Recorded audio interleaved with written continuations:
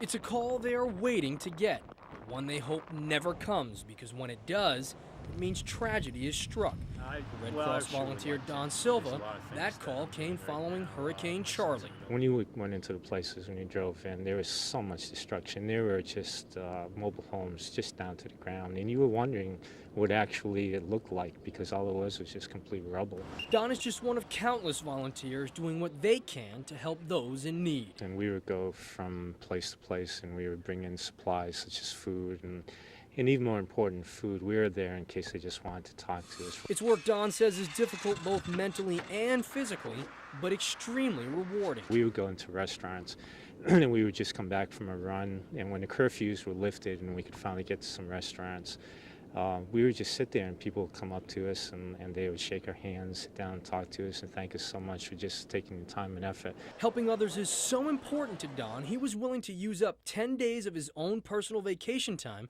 to help in last year's relief efforts. That is until his employer found out. Well, how if we do this? We'll pay for some of that time. And they did. And they were very, very accommodating. And tonight he's waiting to hear his phone ring again. When you go in, it was just like anything else. You go in with a job to do, you do the best you can, and then you leave hoping that you made a good impact.